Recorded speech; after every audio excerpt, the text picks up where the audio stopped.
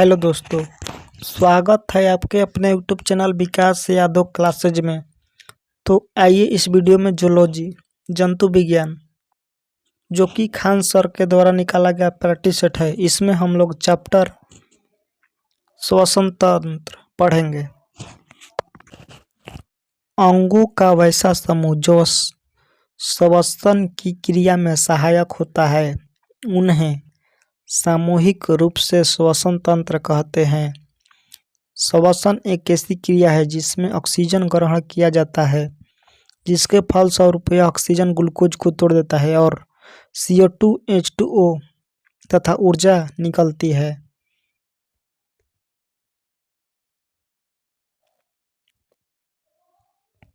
श्वसन की क्रिया ऑक्सीकरण की क्रिया है, इसके फलस्वरूप ऊर्जा निकलती है। यही कारण है कि मृत व्यक्ति का शरीर ठंडा हो जाता है क्योंकि वह सांस नहीं लेता है। श्वसन की क्रिया एक अपचायी क्रिया है। श्वसन की क्रिया एक अपचायी क्रिया है, इसको आप नोट डाउन कर लीजिएगा। श्वासोच्छ्वास सांस अंदर लेने तथा बाहर छोड़ने की क्रिया को श्वासोच्छ्वास कहते हैं। श्वासोच्छ्वास को दो प्रकार का होता है, निःश्वसन निःश्वसन। निःश्वसन सांस अंदर लेने की क्रिया को निःश्वसन कहते हैं। इसके द्वारा हम निम्नलिखित गैस लेते हैं, जैसे कि O2 21%, CO2 carbon dioxide 0.03%, nitrogen 78%। निःश्वसन जब हम सांस बाहर छोड़ते हैं तो उसे निःश्वसन कहते हैं। जितनी मात्रा में हम सांस अंदर लेते हैं उतनी ही मात्रा में हम सांस बाहर छोड़ते हैं, किंतु गैसों का अनुपात बदल जाता है। निःश्वसन में निम्नलिखित गैस निकलती है: O2 17%, CO2 4.6%, N2 78%।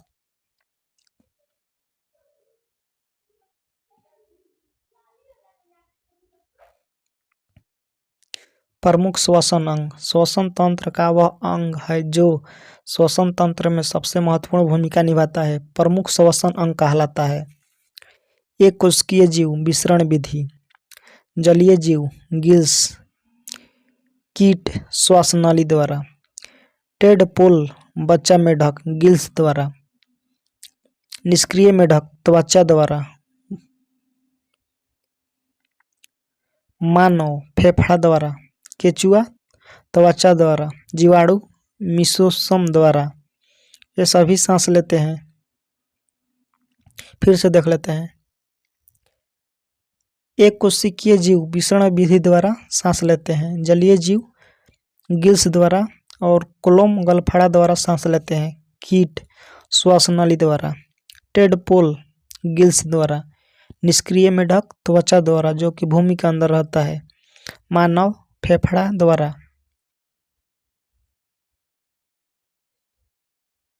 केंचुआ त्वचा द्वारा, जीवाणु मीसोसोम द्वारा। मानव का श्वसन मार्ग मानव जब श्वसन करता है तो वायु जिस मार्ग का अनुसरण करती है तो उस मार्ग को ही श्वसन मार्ग कहा जाता है। श्वसन मार्ग निम्नलिखित है: नासा छिद्र, नसिका कपाट, ग्रसनी, स्वर तंत्र, श्वासनली, ब्रोकाई, ब्रोकियोलस, वायु कोष्ठ, रुधिर कोशिका।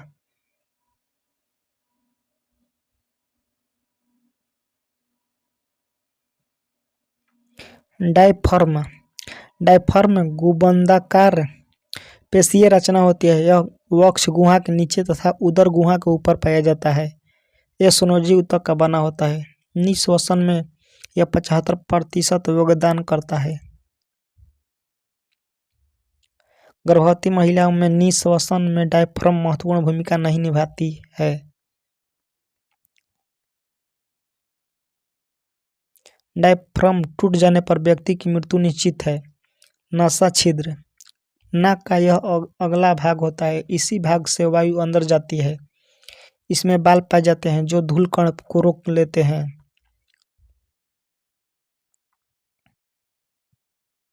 नसिका कपाट, यह नाक का पिछला भाग है। इसमें चिपचिपा म्यूकस पाया जाता है। नसिका कपाट के पास ओल्फैक्टरी लोब पाया जाता है जो हमें सुगंध का एहसास कराता है। ग्रसनी, यह नसिका कपाट के नीचे तथा मुख गुहा के पीछे पाया जाता है। इस मार्ग से भोजन तथा वायु दोनों जाते हैं। ग्रसनी निगल द्वारा के माध्यम से ग्रास नली से जुड़ता है। ग्रसनी श्वसन तंत्र स्वर तंत्र के द्वारा श्वास नली से जुड़ता है।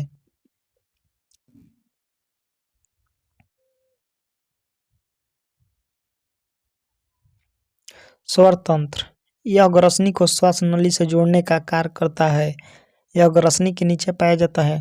स्वर तंत्र की दीवार उपास्थियों के 9 टुकड़े के द्वारा बनी होती है। यह आवाज निकालने में सहायक है, अतः इसे वॉइस बॉक्स कहते हैं। पक्षियों में वॉइस बॉक्स का काम सेरनेक्स करता है।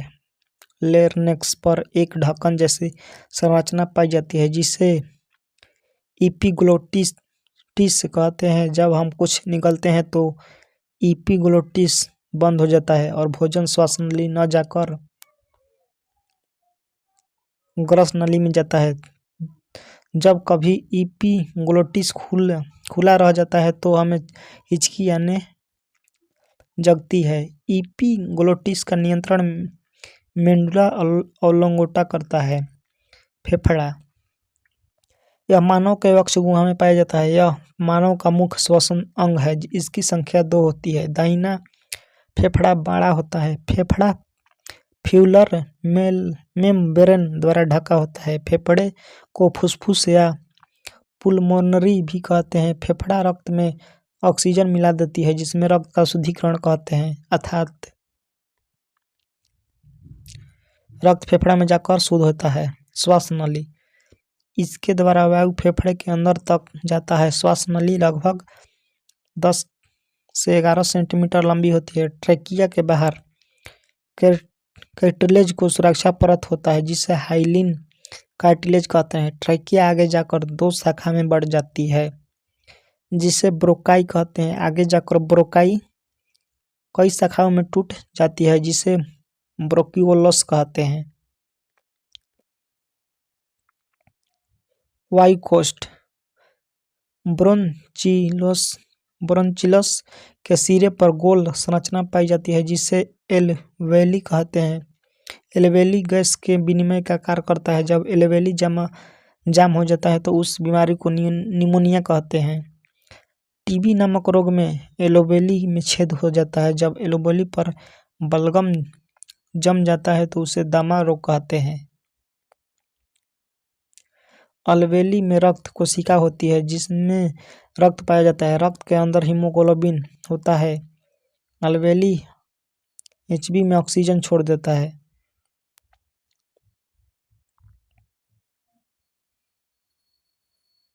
जिसमें एचबी रूपांतरित होकर ऑक्सी हीमोग्लोबिन हो जाता है। HbO2 कोशिका में पहुंचकर ऑक्सीजन देता है और यह ऑक्सीजन ग्लूकोज में तोड़ देता है जिसके फलस्वरूप CO2 निकलता है। HB CO2 को बांध लेता है जिसमें यह कार्बोक्सी हीमोग्लोबिन बन जाता है और पुनः अल्वेलिन तक वापस आता है। जब हम सांस छोड़ते हैं तो अल्वेली में पहुंच CO2 बाहर निकल जाता है। यह प्रक्रिया निरंतर चलती रहती है जिसे श्वसन कहते हैं। टीडल वॉल्यूम, एक बार में हम जितनी सांस लेते हैं या जितना सांस छोड़ते हैं उसे हम टीडल वॉल्यूम या टीवी कहते हैं। एक बार में टीडल वॉल्यूम 500 ml होता है, अतः यह 1 मिनट में टीबी बराबर 500 × 16 8000 ml प्रति 8 लीटर होता है। टोटल लंग्स कैपेसिटी, एक बार में ही ली गई अधिकतम वायु को टोटल लंग्स कैपेसिटी या TLC कहते हैं। टीएलसी लगभग 6000 ml या 6 लीटर होता है। टीडल वॉल्यूम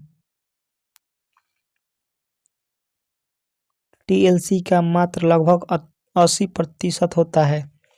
जब कभी सांस लेने में हमें किसी बीमारी के कारण परेशानी होता है तो वेंटिलेटर मशीन द्वारा कृत्रिम सांस दिया जाता है। इसमें ऑक्सीजन के साथ हीलियम मिला दिया जाता है क्योंकि ऑक्सीजन बहुत भारी होती है। वेंटिलेटर का प्रयोग आईसीयू में होता है। अधिक गहराई पर जाने वाला गोताखोर अपने सिलेंडर में ऑक्सीजन के साथ हीलियम ले जाता है। पानी में कम गहराई तक जाने वाला गोताखोर अपने सिलेंडर में ऑक्सीजन के साथ नाइट्रोजन ले जाता है। वयस्क मानव 1 मिनट में 14 से 18 बार सांस लेता है। छोटा बच्चा 1 मिनट में 14 से 30 बार सांस लेता है। कोशिकीय श्वसन यह मानव कोशिका के अंदर होता है। यह एक जटिल प्रक्रिया है जिसके द्वारा पाचन के फलस्वरूप बना ग्लूकोज कोशिका के अंदर टूट जाता है और हमें ऊर्जा प्राप्त होता है। कोशिका श्वसन 2 प्रकार का होता है। कोशिका द्रव में अनोक्सी श्वसन, ऑक्सी श्वसन।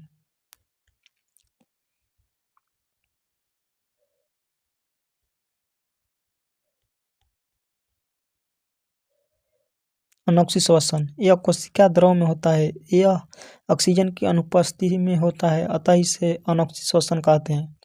बीज का अंकुरण जीवाणु तथा यीस्ट में अनोक्सी श्वसन होता है। कोशिका द्रव में अनोक्सी श्वसन के फलस्वरूप 4 एटीपी का निर्माण होता है, जिसमें 2 एटीपी ग्लूकोज को तोड़ने में ग्लाइकोलाइसिस में खर्च हो जाता है और 2 एटीपी शेष बच जाता है,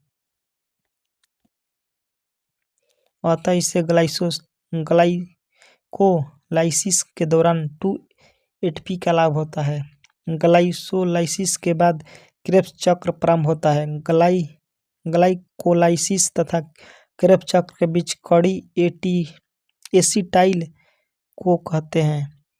माइटोकॉन्ड्रिया में श्वसन ऑक्सी श्वसन यह माइटोकॉन्ड्रिया में होता है। इसे ऑक्सी श्वसन कहते हैं क्योंकि यह ऑक्सीजन की उपस्थिति में होती है।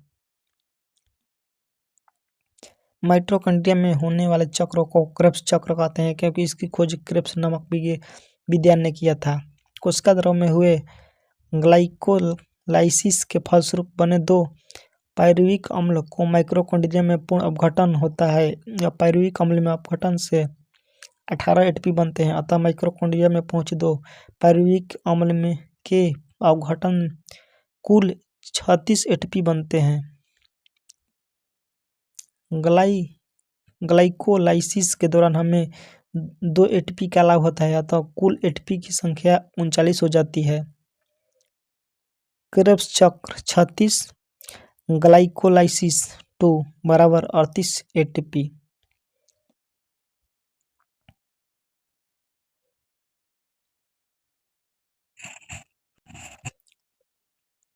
38 एटीपी मिलकर एक ग्लूकोज का निर्माण करते हैं जिसमें हमें ऊर्जा प्राप्त होती है। क्रेब्स चक्र के दौरान CO2 निकलता है। श्वसनीय पदार्थ वैसे पदार्थ जिनका कोशिकीय श्वसन के दौरान अपघटन टूटना होता है और हमें ऊर्जा की प्राप्ति होती है, उसे श्वसनीय पदार्थ कहते हैं। कार्बोहाइड्रेट, वसा, प्रोटीन। आंतरिक श्वसन के फलस्वरूप हम सांस नहीं लेते हैं बल्कि ऊर्जा का निर्माण करते हैं।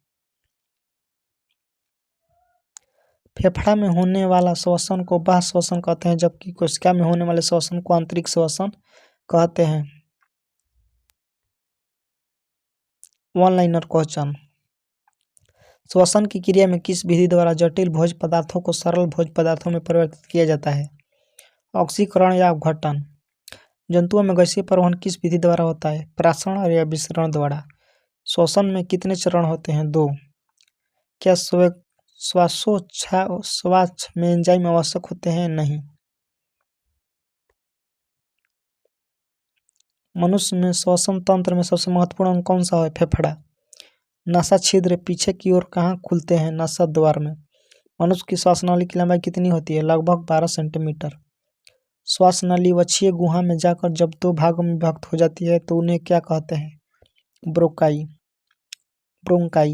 मनुष्य में गैसीय परिवहन किसके द्वारा होता है? रक्त के द्वारा। मस्तिष्क का कौन सा भाग श्वसन की क्रिया पर नियंत्रण रखता है? Medulla oblongata. मनुष्य 1 मिनट में कितनी बार सांस लेता है? लगभग 6 से 20 बार। ग्लूकोज के एक अणु के ऑक्सीकरण के लिए कितने ऑक्सीजन अणुओं की आवश्यकता होती है? 6 O2। मनुष्य की मांसपेशियों में किस प्रकार का श्वसन होता है? अनोक्सी श्वसन। जलीय कशेरुकियों में प्रमुख श्वसनांग होता है कोलोम। दैनिक श्वसन क्रिया मस्तिष्क के किस भाग द्वारा नियंत्रित होता है? Medulla oblongata. फेफड़ों के ऊपर का आवरण किसका बना होता है? प्यूलर कला। श्वसन के दौरान बाहर निकाली गई वायु CO2 की मात्रा कितने प्रतिशत होती है? 4%। सर्वाधिक CO2 का परिवहन किस रूप में होता है? बाइकार्बोनेट के रूप में।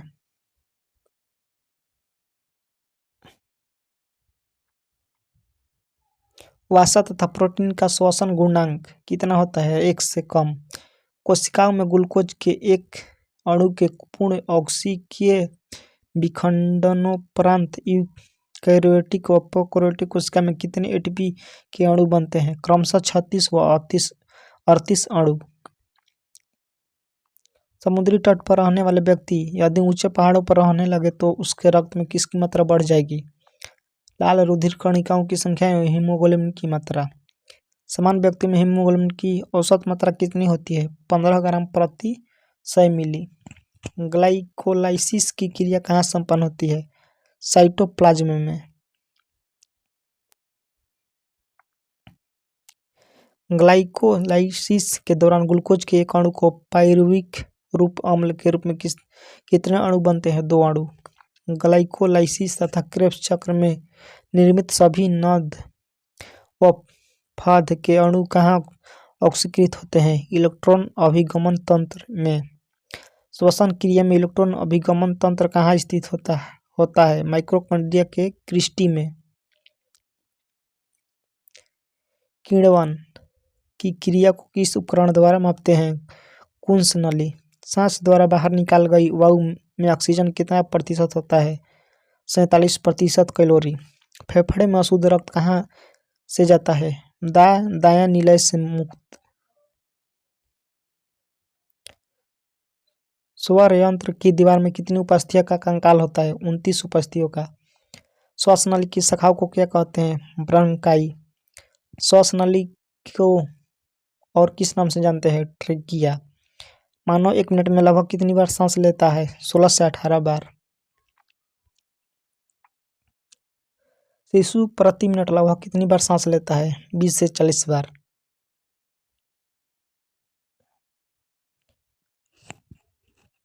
ऑक्सीजन में हीमोग्लोबिन संयोजित होकर किस अस्थायी यौगिक का निर्माण करता है? Oxy haemoglobin. ऑक्सी हीमोग्लोबिन किस रंग का होता है? लाल रंग का। ऑक्सीजन का प्रमुख कार्य है कोशिकाओं की लंबाई में वृद्धि करना। जीर्णता को विलंबित करता है साइटोकाइनिन। ऐसे ही वीडियो देखने के लिए हमारे चैनल को लाइक शेयर सब्सक्राइब जरूर करें। मिलते हैं नेक्स्ट वीडियो में। जय हिंद दोस्तों।